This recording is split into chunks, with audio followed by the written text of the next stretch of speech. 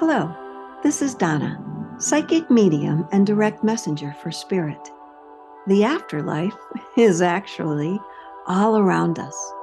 The messages from our loved ones, spirit guides, and pieces of our soul are waiting to be heard. If this is your first episode, welcome. I invite you to go back and listen to previous episodes where I link my guest to their loved one or to a piece of their soul's existence in the afterlife. Thank you for listening and for sharing. Please consider leaving a review. Enjoy and stay tuned for more. I have a feeling there will be much more from the afterlife. If you are interested in a private reading with Donna, or if you'd like to be a guest on the podcast, see the show notes. We're going to read a loved one today. Is that correct? Yes. Wonderful. All right. So let's get started. We're going to do that by both closing our eyes.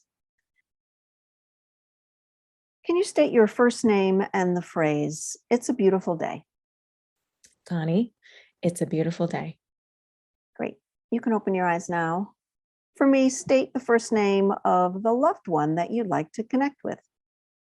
Eloise. Eloise is doing a lot of shushing side to side with her arms, almost like shush, shush, get out of the way, get out of the way, you're in my way, shush, shush. Like she's got a lot going on in her world. Mm-hmm. And she's very busy with pushing them away, pushing them away. Would that be how she was in the physical world? Some, yes. Maybe with chickens. That could be what she's doing. I mean, she's outside. She's just moving her arms. Shush, shush, shush. So that was something she did. Mm-hmm. Yes. We're going to still just make sure I have her. Okay. Because these readings have been known to take a turn. Yes. I feel she's though a hard worker. Like I feel she's alone outside. She feels like, very this masculine presence. Like I can get this all done if I choose. Would that make sense, Connie? Yes. So would you say she was a hard worker? Yes. That's what I'm seeing. And would you say also she felt better doing it all herself? I don't need that. Shush. I don't need that. Shush, get out of my way. I can do this. Maybe. I feel that about her. I feel this alone status with her. I feel this and if she didn't do it out loud, she's doing it in her head. Yes. Meaning I need to get this done. I need to be the one to do this. I don't want to feel weak. I don't want to feel less than. That making more sense? Yes. Great. So can you elaborate in that? Do you think it was more in her head? I would say she kept it more in her head than she did put that out there. She was kind of quiet. Although I'm sensing her, right? I'm sensing her. She's not speaking to me. Yeah. I'm watching her. Yeah. And I'm reading her just as I would read anything. But when it came to work, she's like, I'm going to work. Yes. I'm committed to that work. I don't know who this is. She doesn't feel motherly energy, meaning loving. I want to hug you and tell you how much I love you. Would that make sense? It does make sense. She did not share that love very openly until later on. Is she a mother? Not my mother. Grandmother. Grandmother. Yes. She wasn't really elderly when she died. Did she still have it going on? She was still getting up and going to feed the chickens? She was young. Yes. 74. That's young. Yeah. Yeah. Still doing things, but not in the end. Not in the end. But yeah, it would have caught her off guard. Yes. The illness. Actually, no, I wouldn't say it caught her off guard. It was something that she had been living with. Would you say though she wasn't a complainer? Definitely not. Yeah, that's what I'm getting. Yeah. Because I'm not feeling anything. I'm just feeling, oh yeah, here it is to the end. And that's all I got. That's it. That's what I got. Mm-hmm. I don't feel she really wanted to acknowledge a lot of things. Would you agree? I'm trying to get her to say something. I'm trying to get her to look at me. And I'm like, are we right? Are we on the right track? And she's just busy, busy, busy. But that makes sense of how she was in the physical world. Yes, absolutely. She was very busy with her own little things. Mm, She was very kept to herself kind of a person. got that. But things had meaning to her. She's like, don't make it sound like Donna that now she's talking to me, right? When she starts to like get a little uppity. Wait a minute, I'm Yeah. not liking the way this conversation is going. She's like, Yes. don't make it sound like I was the only thing in my life. I had meaning in my life. A lot of things gave me meaning in my life. That makes sense, Connie? Yes, absolutely. Can you see that's the sort of person maybe that she was, like whenever the conversation didn't go the way she wanted it to, now she's going to step in. She might intervene. Yes. Yeah. Thank you. Thank you. Mhm. But she also was like a prickly woman. How do I want to explain that? Prickly, like if someone said something that she didn't like, she would be rather prickly. She would speak up, I think, Mm. but never confrontational. Mm-hmm. Didn't like confrontation and always wanted peace and lovingness within the family. Yeah. I mean, I would have said ornery, but that didn't work. No, yeah. Prickly worked better. She had some spicy to her. I'll agree with that. Yeah. And for those of you listening, you can't see Connie shaking her shoulders right now. A little spice. So, was she the matriarch when she was around? And when I use that word, I use it like there were a lot of people, generations, that she felt the need to be around, speak about, make herself known to. But yet, I feel she did it with pride, not saying that, but there was also a part of her that was tired. There was also a part of her that really just wanted to live her life alone. I wouldn't agree with live her life alone necessarily. At least I wouldn't have received that from her. But she was definitely the matriarch of our family. She kept us together a lot. You know, holidays meant a lot to her. A family gathering with the extended family, if you will, who is always part of our family. Like that was very important to her. Those were something that happened all the time because of her. So if I'm reading the soul, sometimes I get indications of things that maybe the loved ones didn't realize. Mhm. So I'll repeat, although all of that was her pride and joy, Mhm. she also got tired. She also would have loved to just spend some time by herself, but felt like she had to do what she had to do. Yes, I think if she could have been in another life, whatever her other life might be, she might be by herself. Yeah. She might be away from family or family stuff. There was a lot going on, I guess. So I would definitely see her wanting to get away from it. So you understand, and I appreciate, Connie, that you understand without being insulted or put off, that Mhm. your grandmother wanted to be her too. And again, she took pride in her obligation, Yes. but yet there were a lot of pieces of her that said, oh gosh, I'm tired. Oh, I don't want to do this. I feel like the queen. Huh. I feel like that she was like the queen, right? Had to keep going. This was her job. This was her duty. But yet she got tired. She got tired. Yeah, I would completely agree with that. She did a great job taking care of everyone, but I also feel like maybe she felt stuck in her life a little bit, Mm. that she probably would rather be alone. That sounds right. If I could go back to that original image of her going shush, shush, like get out of the way, get out of the way. I guess we could take that through everything we just said, from the chickens to everybody in her life, Yeah. because I just want to be her and I want to sit down. I just want to be her and I want to go stand by the lake. I just want to be her and, do these things without the constant in my head of, oh shit, I got to do this. Oh shit, I got to do that. Understand? Yes. So now as she sits down beside me, she says, I'm resting. And she's like, ask her, how is everyone doing? Everyone is good.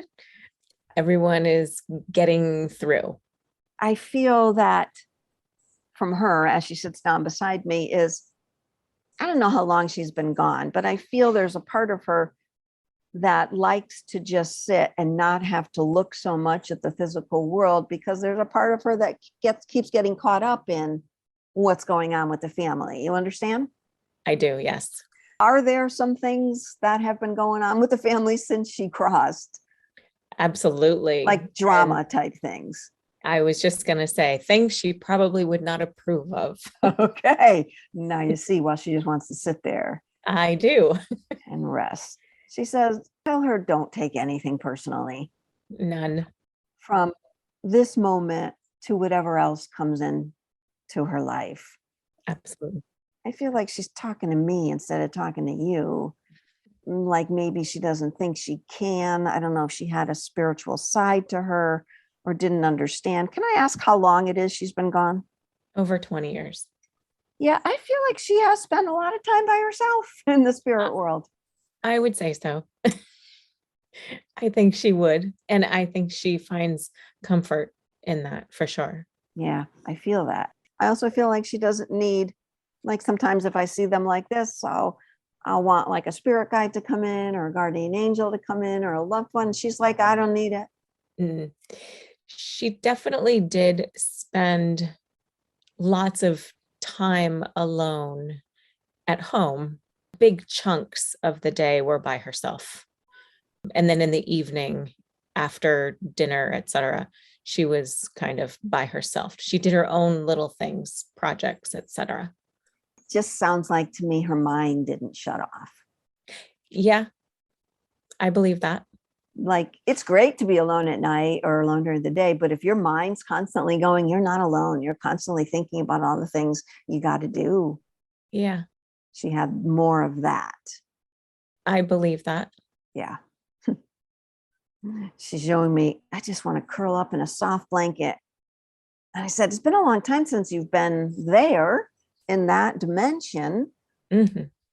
She's not saying a lot, but she's very comforting, like sitting beside me. She's very comfortable. She's very, again, I don't want to get involved with the drama. I can't imagine what's going on in your life, Connie, but I'm sorry. I'm sorry. I mean, like I've had drama in my family, but I'm like, so I know what it's like. But I know also my mother is like done washing my hands of it. Shush, shush. I don't want, it's a physical world challenge, not a spiritual world challenge. Yes, I totally get where she might be coming from. I'm going to ask her for some wisdom here. She's going back to the word comfort. Mm. She's saying to take great pleasure in the times when you are alone and to take comfort in those times alone. And for me right now, when she's saying it, I put myself in that position and I see this place of me just sitting doing nothing, not watching TV, not reading a book, not writing, not doing readings, nothing, just sitting and doing nothing. She's asking, how many times, Donna, do you think human beings just sit? She said, I'm not talking about meditation. Mm-hmm. I'm not talking about, oh, I'm going to go sit by the water and contemplate life. She's saying, I'm just saying sitting. Like, Donna, if you were to shut down your computer right now, stay in that chair and just sit there, what would you do if you didn't have anything else to do? You weren't following your breath. You weren't watching what was going on in your mind. You were just going to sit there. Mm-hmm. I'm trying to see that, Connie. I'm trying to see what that would feel like. And I'm like, I'm kind of anxious now to see what that would feel like. Me too. Can you get what she's saying? Like no meditation, no nothing, just sit. I can. Yeah. I can see her in that way, sitting. It's a nice little message for us. These readings tend to be for everybody too. And that's why I kind of pushed her. What's our lesson today? Yes. She said, that's what I'd like to see more of. If I had given myself more of that, I would have stopped worrying about everyone. Mm-hmm. And I would practice not worrying. And then when I moved off the chair, moved away from that, it wouldn't have been so dramatic every time everybody got together. I feel like there isn't one of you that doesn't get when there's a dramatic, traumatic, Just a gathering. any sort of gathering. I get that. There's something going on. Yes. I mean, I can't say no to that. I'm sure that's what happened to me if all my family members got together in one. I make a point of not having that happen. One or two at a time, that's enough.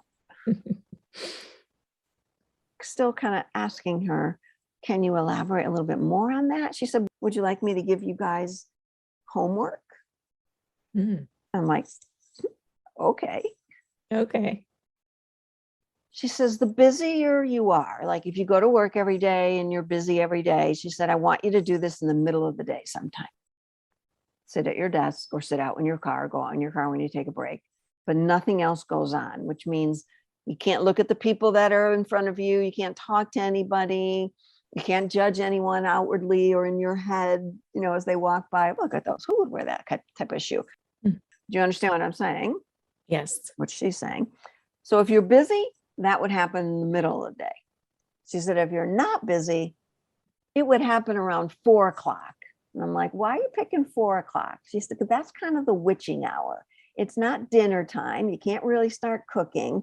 You don't really want to start watching your evening TV. Nobody's home yet from the day. So if you're a homebody and you stay home all day, 4 o'clock would be the time I want you all to sit down and do nothing and try this exercise, this homework. Okay, that's very interesting. And she said it has to be during the week, not the weekend. I'm asking her why. She said, because weekends are something different. There's something different. Your days off are something different for everybody.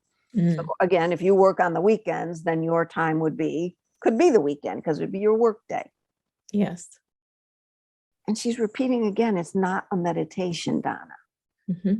It's an exercise of stillness, of nothingness, without the acknowledgement of, I'm going to sit in meditation and clear my mind. I'm just going to have to go by what she's saying, but it's very interesting to sit. What do you think about that, Connie? It puts some light on my visions of her when I have my little flashbacks or I think of her. And I wish I had this picture of her, but it is of her sitting. And she always could just sit.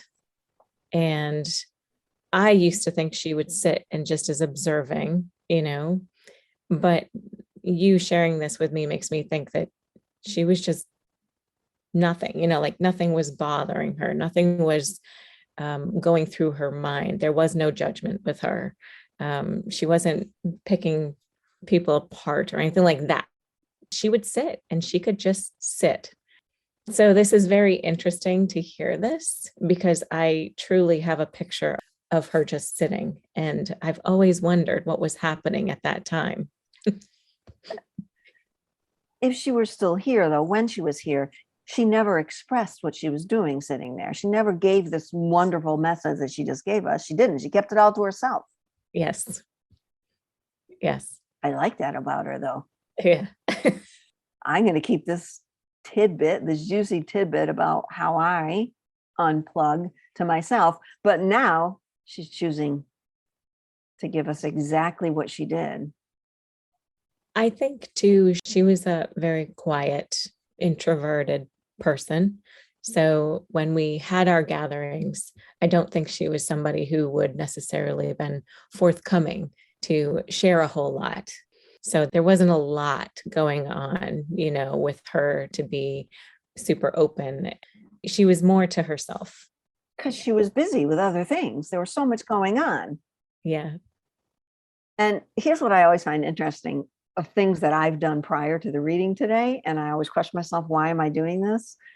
And then it's got everything to do with the reading. So today I grabbed lunch I typically eat later in the day, but I was having this reading later in the day, so I ate a little bit earlier. It's not my house, so I'm like debate where I'm going to eat and where I'm going to sit, and maybe I'll come in here because the light's better, and I'll turn on the TV for 20 minutes or so. But something in me said today, why don't you just sit and eat? Why don't you just not do anything? And in my head, I'm going, well, this is interesting. I don't know who just said that, but I think I'll just sit here and eat and not watch TV and not touch the cats and not look at my phone. I just ate. I'm like, very interesting. It didn't last long. I eventually opened up my computer and watched something. Well, that would be something to find out, is how long is sitting to be? Yeah. How long can you be comfortable with just that? And again, it's not like meditation because my eyes are open. Mhm.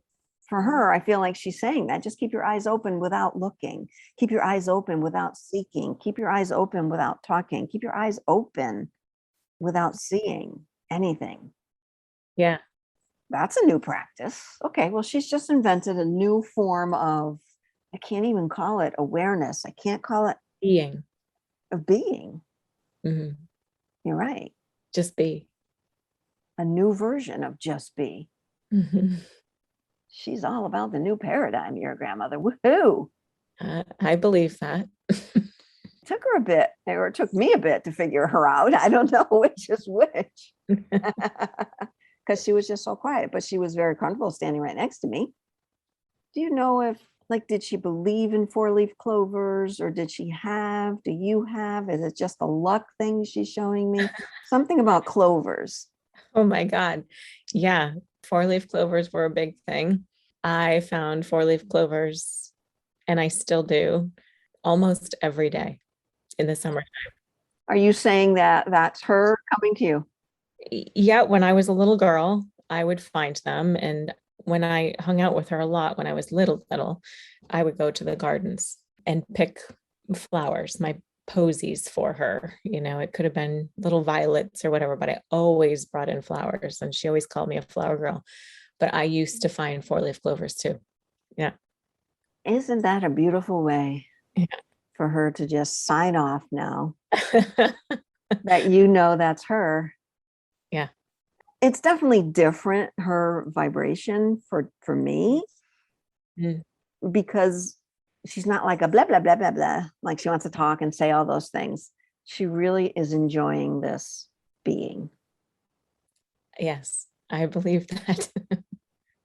I love that about her. And I'm going to thank her Mhm.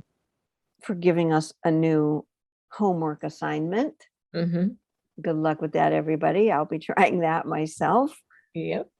But I'm going to thank your grandmother and thank you for being a part of this and sharing her and her clovers, your 4-leaf clovers. No, that's her now for sure. No, that's great.